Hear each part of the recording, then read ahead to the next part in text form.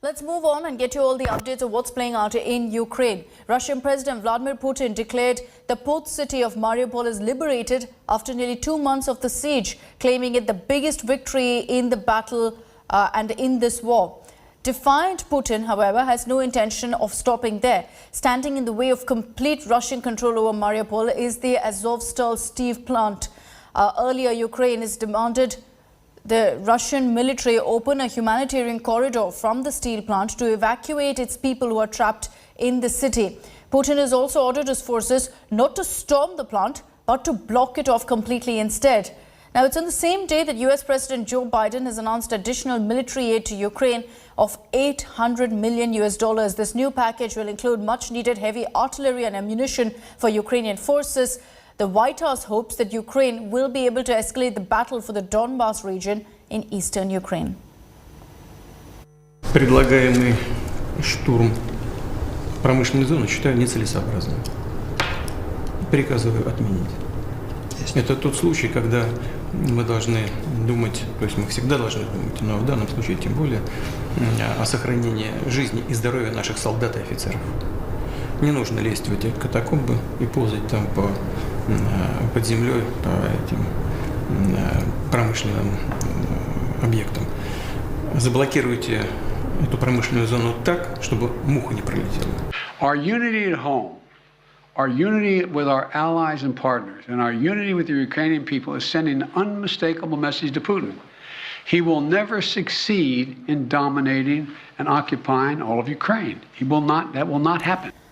Russian President Vladimir Putin has declared that Mariupol has been successfully liberated. He's asked his troops, however, not to storm the Azovstal steel plant, the last remaining Ukrainian stronghold in the city, but to block it so that no one can escape. The port city is the gateway to the city of Azov and is both strategic as well as symbolic importance. Once a sprawling port city and gateway to Sea of Azov, strategic city of Mariupol has fallen to Russian troops. Putin's invasion army scoring a major win almost 2 months into the war.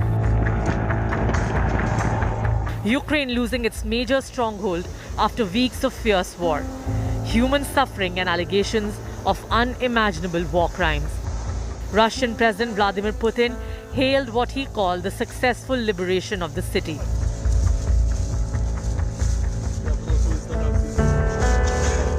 The Minister of Defense of Russia, Sergei Shoigu, he noted that the city was besieged completely except for the Azovstal factory, which is in fact a city inside of a city because it's like 11 square kilometers. That's one of the largest factories of steel in Europe. So this is why we right now have the situation when the city is captured, but not at all actually, because this factory still remains under the Ukrainian control.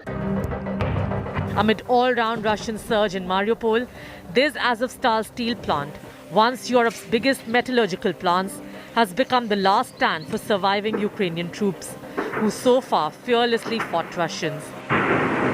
The plant is in ruins after multiple airstrikes and shellings by Kremlin forces.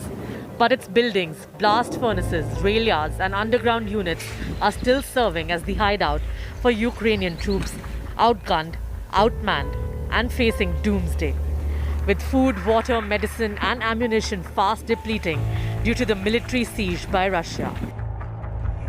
Ramzan Kadyrov, the leader of Russia's Chechnya region, whose forces have been fighting in Mariupol, has claimed that Azovstal plant will be completely under control of Russian troops very soon.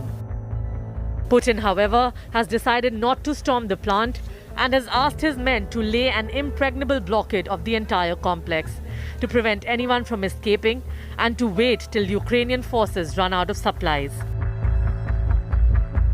The Azov, which is the national military brigade and the part of the Ukrainian defense forces, they still having this factory under their control, and they have this. They're benefiting from the critical location of the factory close to the sea, and they are having the catacombs, or they are having the underground corridors, which are helping them to stay there and to prepare for the Russian possible siege of the factory. Putin held a meeting with his defense minister after the mega win and plotted his next strategy. Putin has called on the remaining Ukrainian fighters in Azovstal to lay down their arms, saying Russia would treat them with respect and provide medical assistance to those injured. Mariupol has symbolic importance for Russia because it was de facto headquarters of the far-right nationalist Azov battalion, which Moscow has promised to destroy.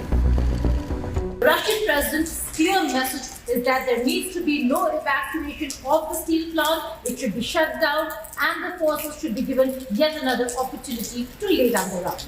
The video journalist Satya Rautway in Moscow, Geeta Mohan for India Today.